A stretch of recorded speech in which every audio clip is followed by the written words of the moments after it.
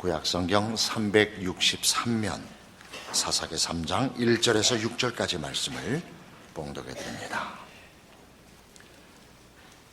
여호와께서 가나안의 모든 전쟁들을 알지 못한 이스라엘을 시험하려 하시며 이스라엘 자손의 세대 중에 아직 전쟁을 알지 못하는 자들에게 그것을 가르쳐 알게 하려 하사 남겨두신 이방 민족들은 블레셋의 5 군주들과 모든 가나안 족속과 시돈 족속과 바알 헤르몬 산에서부터 하맛 입구까지 레바논 산에 거주하는 히위 족속이라. 남겨두신 이 이방 민족들로 이스라엘을 시험하사 여호와께서 모세를 통하여 그들의 조상들에게 이르신 명령들을 순종하는지 알고자 하셨더라. 그러므로 이스라엘 자손은 가나안 족속과 헷 족속과 아모리 족속과 브리스 족속과 히위 족속과 여부스 족속 가운데 거주하면서 그들의 딸들을 맞아 아내로 삼으며 자기 딸들을 그들의 아들들에게 주고 또 그들의 신들을 섬겼더라. 이스라엘 백성은 애굽에서 이제 국가의 규모로 커집니다. 그러나 그 신분은 애굽이라는 왕조의 노예 신분으로 노동자에 불과했죠. 하나님께서 이스라엘 백성을 하나님의 백성으로 부르시고 이제 새로운 나라를 세우려고 하십니다. 그 나라는 애굽이 가졌던 그런 폭력의 나라가 아니라 정의의 나라가 될 것입니다. 우리 보통 얘기하는 세상적인 표현으로 정의 사회를 이제 구현할 것입니다. 그러기 위하여 폭력으로 다스리고 있는 나라를 깨고 그 백성을 구하십니다. 그리고 폭력으로 여전히 같은 체제를 가지고 있는 가나안 원주민들을 진멸하여 없애고 거기에 하나님의 정의와 평화의 나라를 세우실 것입니다. 그러니 우리가 알고 있는 가나안 족속을 진멸하라는 폭력적 사회와 정의의 사회가 병립될 수 없다. 공존할 수 없다는 뜻입니다. 그러나 이스라엘은 하나님이 세우고자 하는 나라를 거부하고 적당히 타협하고 살기로 합니다. 그러자 하나님이 너희가 가나안 원주민을 쫓아내기를 거부하였으니 나도 쫓아내지 않겠다 그럽니다. 그리고 그리 되면 전쟁은 불가피해진다라고 얘기합니다. 여기가 사사기를 읽어내는 데 있어서 매우 중요한 대목이 됩니다. 전쟁이 왜 일어나는가? 인간이 자신이 가진 자유를 권리로 인식하고 그 권리를 선택과 결정이라는 방식으로 제일 많이 사용합니다. 동일한 선택과 결정을 하는 대등한 다른 사람들과 만났을 때 그 결정과 선택이 충돌을 하면 자신의 결정을 고집을 부리고 주장을 하기 마련입니다. 자유니까요. 그럼 서로가 서로를 용납할 수 없는 상대의 권리를 침해하는 주장이 되어 만나면 당연히 충돌할 수밖에 없고, 그리 되면 자유를 유지하기 위해서 힘의 경쟁을 하는 수밖에 없습니다. 이스라엘이 생각할 때는 쉽게 가나안 원주민들 속에 자기네들이 정착하여 사이좋게 나누어 먹으면 아무 일도 없으리라고 생각했지만 하나님께서는 그것은 전쟁을 피할 수 없는 결과를 가져온다라고 경고하는 것이 사사기이지요. 우리가 생각하면 인생을 살면서 우리가 우리의 자유를 다 고집할 수 없다는 것을 현실로 배웁니다. 이 세상을 살면서 혼자 사는 것이 아니고 둘 이상 살면 고집을 다 부릴 수 없습니다. 당연한 이치 아닙니까? 그래서 인문학적으로 표현을 하자면 서구 문명의 최종적 성과물은 시민정신의 발견이다 라고 결론을 짓습니다. 시민정신이란 모든 권리는 책임을 수반한다 라는 것입니다. 멋진 결론입니다. 그러나 성경이 얘기하는 것은 권리가, 인간에 준 권리, 자유가 책임에 의해서 제한되는 정도를 넘어서는 것이다 라고 얘기합니다. 우리가 정의사회를 구현하려면 무슨 적극적인 목적을 가지는 것보다 정의사회를 구현하기 위하여 소극적이고 부정적으로 각자가 야심을 버리고 질서를 지키고 그래서 상식과 교양을 가지는 것 외에 다른 방도가 없는데 그때 말하는 상식과 교양이라는 것은 저 윤리적이고 교양에 관한 차원이지 더 놀라운 약속과 기대가 없는 것입니다. 거기에 비하면 기독교는 인간에게 준 자유를 세상이 상상하지 못할 것으로 약속하고 있습니다. 마태복음 22장에 가보시죠.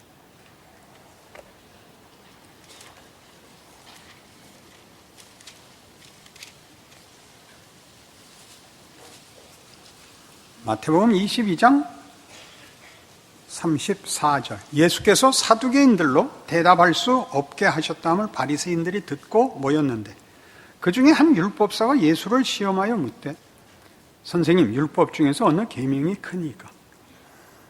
예수께서 이르시되 네 마음을 다하고 목숨을 다하고 뜻을 다하여 주 너의 하나님을 사랑하라 하셨으니 이것이 크고 첫째 되는 계명이요 둘째도 그와 같으니 네 이웃을 네 자신같이 사랑하라 하셨으니 이 두 계명이 온 율법과 선지자의 강령이니라. 우리는 이 말씀을 이해하는데 많은 장애를 갖고 있습니다.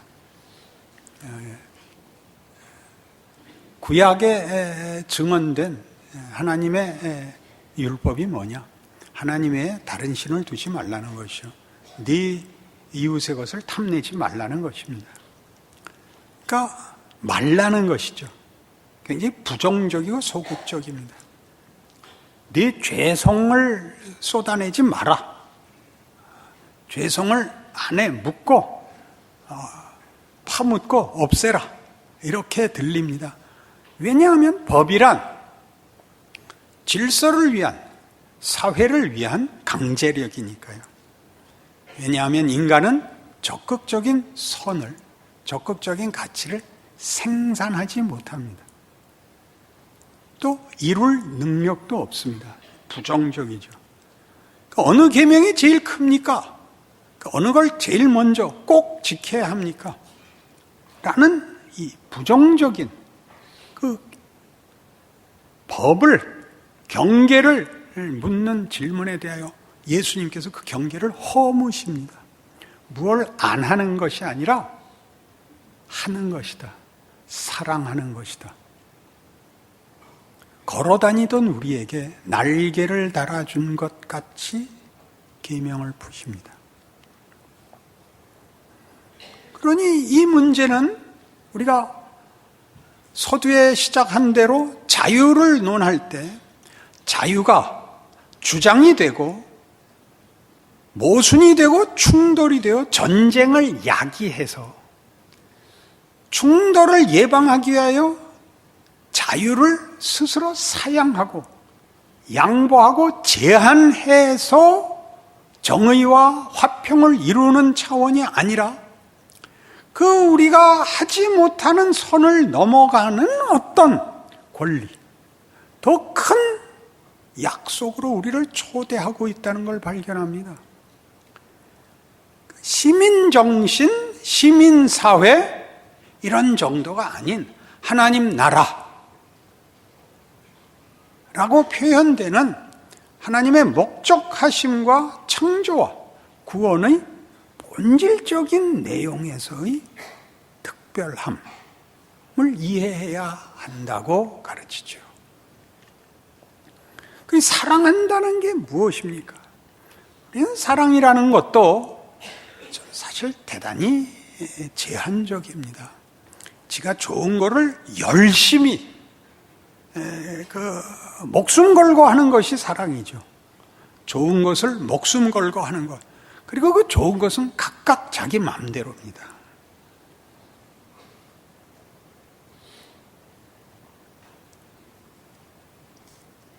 요한일서 4장에 가시면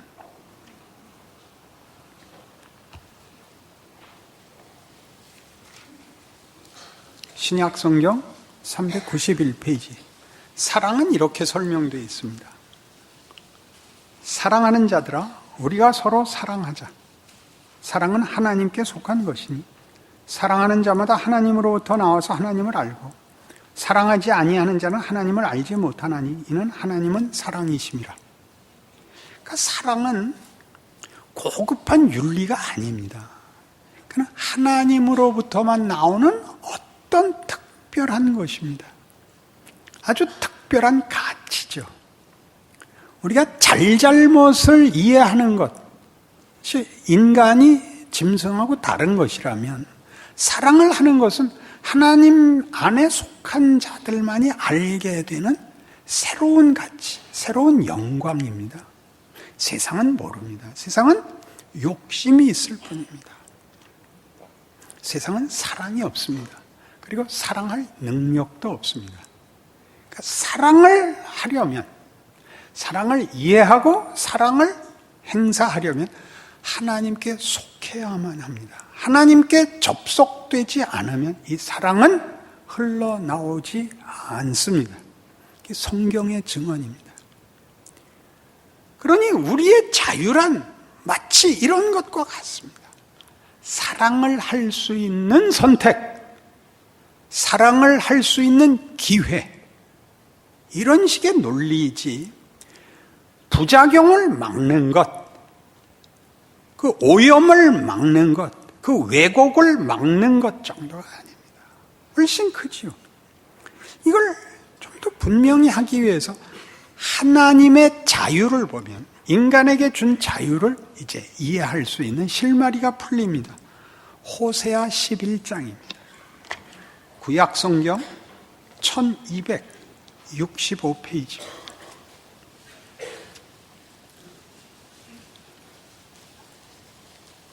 호세아 11장 8절입니다. 에브라임이여 내가 어찌 너를 놓겠느냐, 이스라엘이여 내가 어찌 너를 버리겠느냐, 내가 어찌 너를 아드마같이 놓겠느냐, 어찌 너를 스보임같이 두겠느냐. 내 마음이 내 속에서 돌이켜 나의 긍휼이 온전히 불붙듯 하도다. 내가 나의 맹렬한 진노를 나타내지 아니하며 내가 다시는 에브라임을 멸하지 아니하리니 이는 내가 하나님이요 사람이 아님이라. 네 가운데 있는 거룩한 이니 진노함으로 네게 임하지 아니하리라. 북왕조 이스라엘은 원래 이스라엘 전체 민족의 국명이었지만 솔로몬 이후 르호보암과 여로보암에 의하여 남북왕조로 분열된 다음에 북왕조가 이스라엘이라는 이름을 가져가고 남왕조는 유다가 됩니다.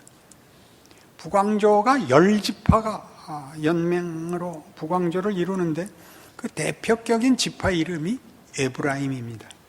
그래서 에브라임 그러면 북왕조를 가리키고 유다 그러면 남왕조를 가리키는데 여기 호세아서에서는 그것이 북왕조이기도 하고 이스라엘 자체를 부르는 것이기도 합니다. 반복하는데 그 단어를 바꾸어 그 반복을 깊이 하고 있는 수사법입니다. 에브라임이요, 이스라엘이요, 내가 어찌 너를 아드마같이 놓겠느냐, 스보임같이 포기하겠느냐. 아드마와 스보임은 소돔과 고모라가 멸망할 당시에 함께 멸망당한 그 악한 도시들입니다. 누구 보고 그래요? 이스라엘 보고 그럽니다. 이스라엘의 왕조 역사 내내 이스라엘은 하나님을 배반합니다. 하나님의 분노를 자초합니다.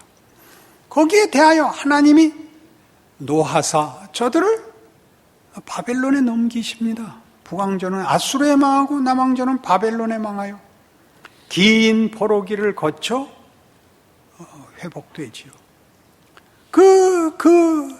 이를 경고하며 질책하며 하나님이 이스라엘의 안타까움을 드러내실 때에 내가 너희가 잘못하여 보복하려는 것 아니다. 내가 너희를 사랑하기 때문에 이러는 것이다. 사사기에서 보는 바와 같이 너희가 선택한 것은 전쟁을 자초하는 것이다. 그것은 정의를 만들지도 못하고 평화를 만들지도 못하고 만족을 못 시킬 수 없는 길을 가는 거다. 내가 너희를 경고함은 나에게 굴복하라는 것이 아니다. 너희를 위하여 내 속에서 긍휼이 불붙듯 하지 않냐라고 언성을 높이십니다. 옳은 길 가라고요. 하나님 편에 붙으라고요. 그게 무슨 소리죠? 나는 너희를 위하는 내 마음은 보복과 분노가 아니다. 나에게 잘못한 너희에게 내가 하려는 것은 내 속에서부터 자유로운 은혜이니라. 나는 사람이 아니라 하나님이니라. 너희를 만드니니라. 너희의 영광을 위하여 내 은혜가 내 속에서 불붙는 듯 하는도다. 그의 자유를 보십시오.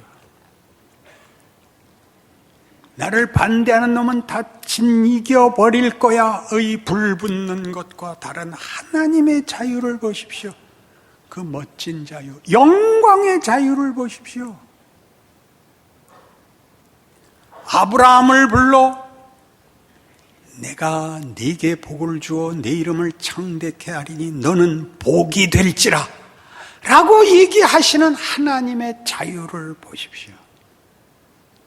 예수를 보내어 누구든지 주를 믿는 자는 멸망치 않고 구원을 영생을 얻으리라 라고 선포하시는 하나님의 자유를 보십시오. 그것이 자유입니다. 하나님의 자유. 이사야 42장은 이 자유가 그래서 이 자유가 조금 더 많은 내용을 갖고 있는 것을 이런 식으로 증언합니다. 이사야 42장 1018페이지 구약입니다. 8절 나는 여호와이니 이는 내 이름이라. 나는 내 영광을 다른 자에게 내 찬송을 우상에게 주지 아니하리라. 내 자유는 내 은혜는 너와 타협하지 않는 것이다. 적당한 선에서 타협하지 않을 것이다. 내가 너를 창조할 때 주었던 내 형상으로 너를 짓고 너를 나의 영광의 찬송으로 만들겠다는 그 목적을 결코 포기하거나 중단하거나 타협하지 않겠다 라고 하시는 것이 그의 자유입니다. 우리에게 무슨 빚을 져서가 아니고 우리 아니면 안 되는 무슨 이유가 있어서가 아니라 하나님만이 가지시는 은혜와 자비와 긍휼과 거룩하심에서 흘러나오는 자유인 것입니다. 이 일을 하나님이 우리에게 이루시기까지는 하나님은 쉬지 않으실 것입니다. 하나님은 그 일하심을 구체적으로 우리 현실 속에서 행하실 것입니다. 그것이 성육신입니다. 하나님은 천상에서 방관하고 계시지 않습니다. 심사하고 해설하고 계시지 않습니다. 들어와, 나와 함께 씨름을 하십니다. 그래서 고난이 오죠. 시편 119편입니다.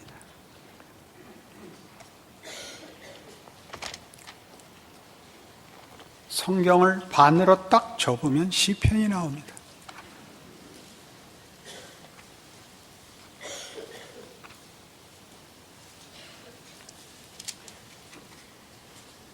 시편 119편 71절.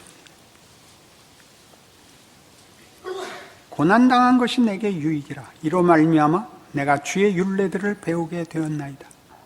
주의 입의 법이 내게는 천천 금은보다 좋으니이다.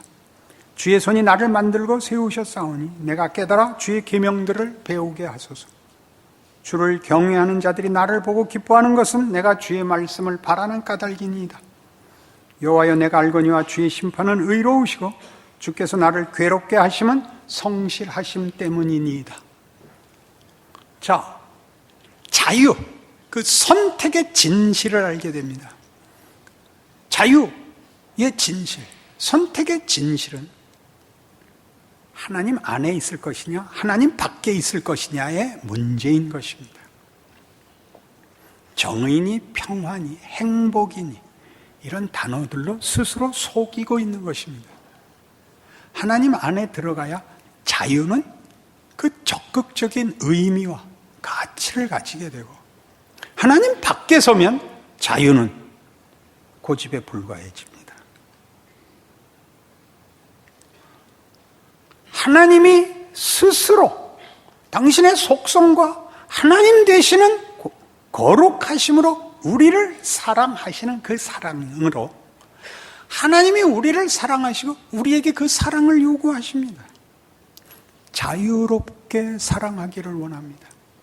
자유로운 선택을 원하십니다. 예수를 믿으라는 거죠. 선택하라는 거죠. 기꺼이 세상에서 하는 식의 이해관계나 마지못한 몰려간 선택의 여지가 없는 막다른 골목에서의 항복이 아니라 하나님이 그리하신 것처럼 우리가 원해서, 어떻게 원해서가 나오죠?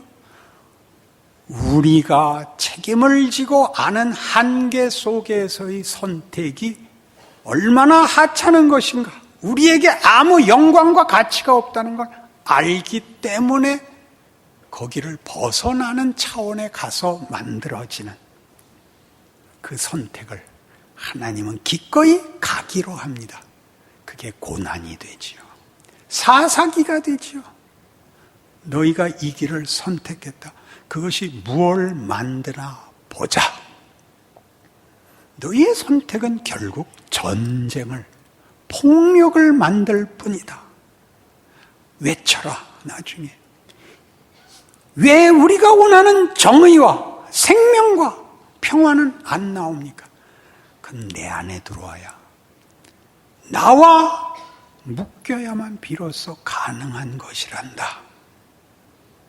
내가 내 인생을 살아보고 이제 항복하나이다. 인생이 결국 사망을 만드는 것 외에 아무것도 할 수 없다면 나는 이 인생 살지 않겠습니다. 하나님께 맡기겠습니다. 그 항복을 받기 위하여 우리에겐 고난으로, 하나님에겐 인내로 우리 인생과 역사가 주어져 있죠. 그러니 이런 식으로 신앙을 고백하는 것은 안 됩니다. 내가 뭐 특별한 걸 바라겠어요. 그저 남한테 손 안 내밀고 자식들 말 잘 듣고, 그리고요 용돈 좀 아껴서 아프리카에 보내고요, 그렇게 기독교를 폄하하지 마십시오. 내가 하나님을 대신해서 경고하죠. 너 죽을래? 기독교가 인생과 인간의 가치와 인류와 역사의 가장 중요한 목적이고 가치가 되어야 한다는 것을 확인하지 못한다면 나이를 헛먹는 거지요. 우리의 소원은 큰데 막연하지요. 왜? 못 봤으니까. 우리가 할 수 있는 모든 곳에서 만들어지는 것은 언제나 전쟁뿐이잖아요. 전쟁을 피하기 위해서는 우리가 할 수 있는 최종적인 답은 이겁니다. 빨리 죽어야 돼. 그 꼴을 보지 않으려면 죽는 수밖에 없죠. 적에 죽든가 내가 죽든가. 그건 답일 수 없잖아요. 기독교가 얘기하는 자유, 예수를 믿는다는 말이 갖는 의미, 왜 고난이 있느냐를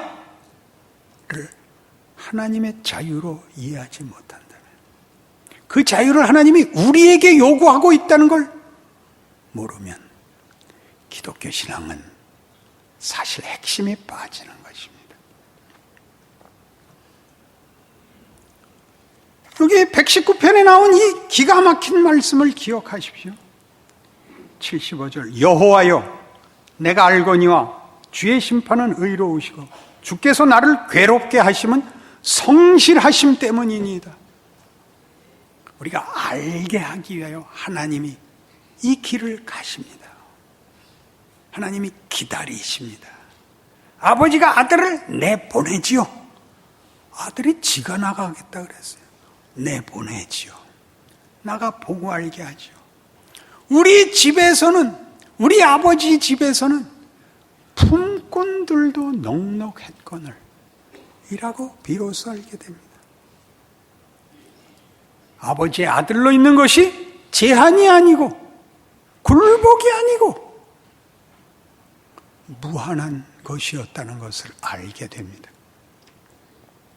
큰아들이 뭐라 그랬다고요? 재산을 창귀와 먹어치운 놈이 돌아왔는데 1억입니까? 나는 아버지 일을 계속 충실하게 했는데 아무것도 주지 않지 않았습니까? 얘야, 내 것이 다 내 것 아니냐? 이런 말씀에 영광을 하십니까? 여러분, 신앙생활 열심히 했는데 보상이 없다고요? 얘야, 내 것이 다 네 것 아니야. 뭘 겁을 내시는 거예요? 아무 보상이 없다고요? 하나님이 보고만 있으시다고요? 무슨 그런 무엄한 말씀을 하세요?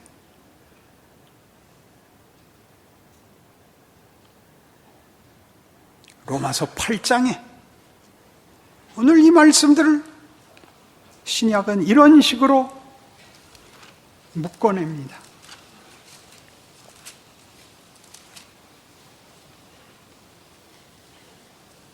로마서 8장 18절 생각하건대 현재의 고난은 장차 우리에게 나타날 영광과 비교할 수 없도다. 피조물이 고대하는 바는 하나님의 아들들이 나타나는 것이니 피조물이 허무한 데 굴복하는 것은 자기 뜻이 아니요 오직 굴복하게 하시는 이로 말미암음이라. 그 바라는 것은 피조물도 썩어짐의 종노릇 한 데서 해방되어 하나님의 자녀들의 영광의 자유에 이르는 것이라. 하나님의 자녀, 영광, 자유가 왜 묶여 있을까요? 거기 왜 자유가 묶여 있을까요? 하나님이 우리에게 뭘 준 것일까요? 우리가 당하는 고난은 무엇을 만들까요? 예, 자유를 만듭니다. 자유를 만듭니다. 이 고통이 자유를 만든다고요? 예, 그렇습니다. 여러분은 비로소 뭐가 영광인지를 알게 됩니다. 고난당한 것이 내게 유익이라. 이로써 내가 주의 율례를 배우게 되었나이다. 하나님의 법이 어느 수준에 가야 받는 것인지를 알게 된 겁니다. 도둑질하지 마라. 얼마나 굉장한 것인지. 도둑놈들끼리 모여서야 그 말 하겠습니까? 많이 해와라 그러겠지. 율법이 무엇을 적극적으로 가르치고 있는지, 예수가 오셨다는 게 무슨 말인지, 오늘 내가 사는 현실, 내 마음에 안 드는 고난이 무엇을 구별하고 있는지 모른다면 우리는 예수 믿는 영광을 모르는 것입니다. 그저 여러분은 계속 하나님과 흥정을 하고 있는 것입니다. 그러지 마십시오. 하나님이 얼마나 굉장하신가를 잘 모르신다고요? 세상이 얼마나 무서운지는 아시지 않습니까? 성경에 기록된 하나님의 자기 증언을 보십시오. 기다리시는 하나님을 보십시오. 그의 은혜와 그의 약속들의 놀라운 것들을 보십시오. 처절한 현실을 살아본 자들만이 성경을 읽을 수 있는 것입니다. 여러분이 그 약속의 대상이고 그 붙들림 속에 있고 하나님이 지키시고 함께하고 있는 현재라는 걸 아시는 복이 오늘의 말씀으로 주어지기를 바랍니다. 기도하십시다. 하나님 아버지 은혜를 감사합니다.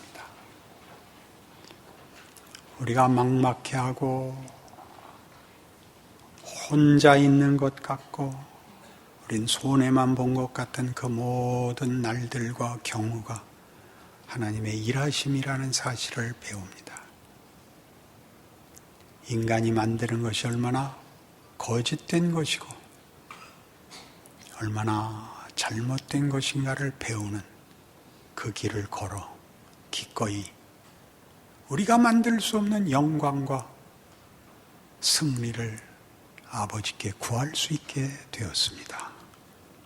예수를 믿는다는 것, 하나님의 자녀가 된다는 것이 가지는 영광의 자유, 그 은혜의 영광, 그 성실하신 승리를 하나님의 약속으로 이제 마음에 담고 우리 인생을 살아내기로 합니다. 그 인내와 그 순종과 그 자랑과 그 승리와 그 감사를 누리게 하시옵소서. 예수님 이름으로 기도합니다.